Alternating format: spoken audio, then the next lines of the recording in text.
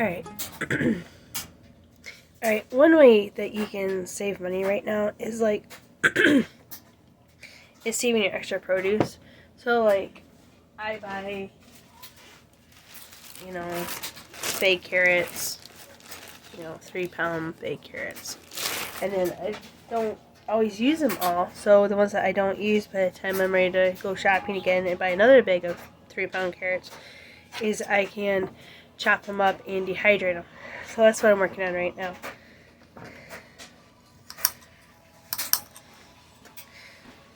And you just peel them, and then you can just chop them up however big pieces you want. You want to chop them kind of thin. So, and then just lay them out in your dehydrator sheets. And then when they get too big, because like I use these a lot for like soups. I throw them in the soups so they can rehydrate in the soup. So, like the bigger end, I just go ahead and cut it in half and slice it that way. Like so.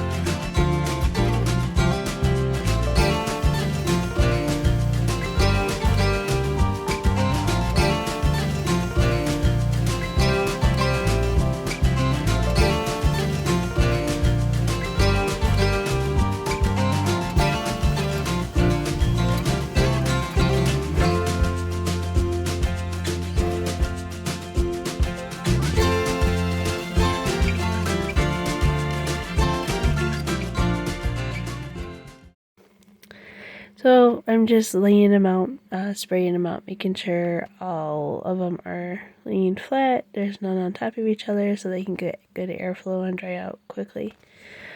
Dehydrating is a great tool. I know there's a big thing right now is getting a freeze dryer and doing it that way, but that's out of my price range. So this is what I'm doing. If you don't have a dehydrator and it's not possible to get one, you can always dehydrate in your oven. One other thing you can do too is take your carrots, blanch them, and then put them in the freezer and freeze them. That's a great way to preserve them too.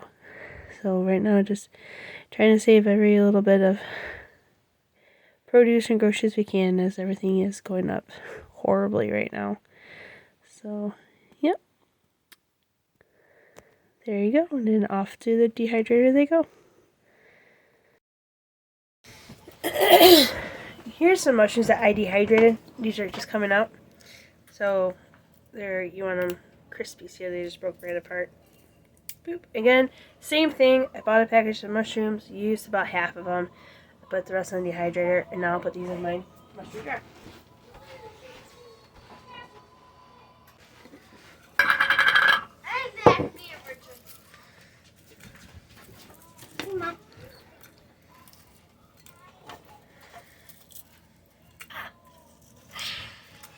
What is that?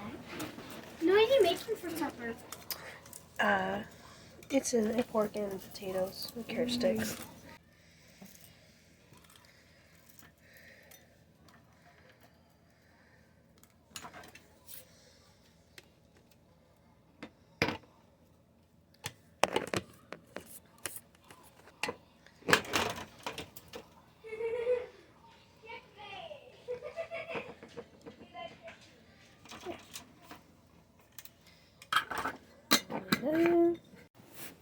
And dehydrated mushrooms. There you go. Alright. And here are all our carrots that we dehydrated. So they're really, really tiny and they're hard, and the ones that you can break apart are crispy. So what you want to do now is put them in some kind of like container to keep the moisture out. So I'm using a mason jar. And you just pop them in there.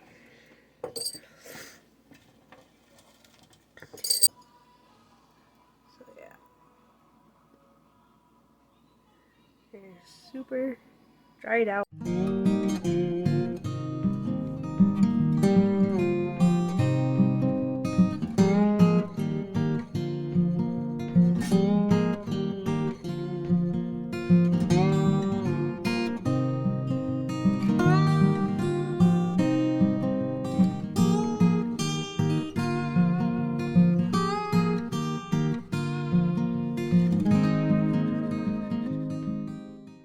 So there's that.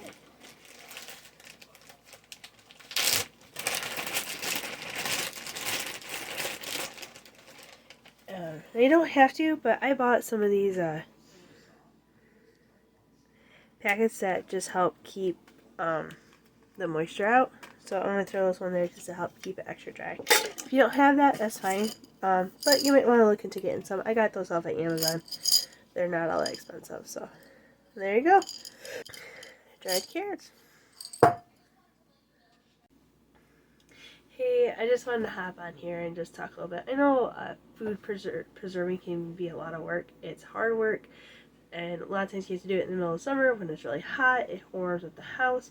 However, in the middle of winter, when you can just run and grab a jar of tomatoes, or just make a quick soup with some like dehydrated carrots and you know, whatever, it's really worth it. Especially right now where there's the food supply chain is getting kind of iffy in a lot of spots. You know, it might not be a bad thing to go ahead and take that time and effort and just tuck away a few things. Dehydrate your extra carrots or your extra mushrooms.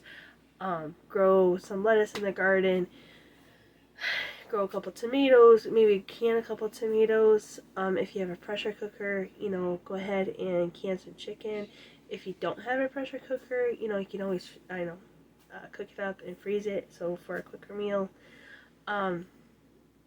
You know, just do what you can to stockpile things, and that's all we can do. You know, so I just want to say that it is an extra, you know, extra work, and when you got 4 kids like I do, and you're homeschooling, and things seem to get crazy, and you're chasing after your 6-year-old all day because he doesn't know how to behave yet, you know, it can be really hard to put that in, but it's well worth it, and it's comforting to know once it's done and there, it's comforting to know that it's there when we need it, and when we can use it. So, you know, keep up, you know, hard work. If you have any questions, or if there's anything that you would like me to show you, go ahead and make a comment below, and I will try to get that done if I can.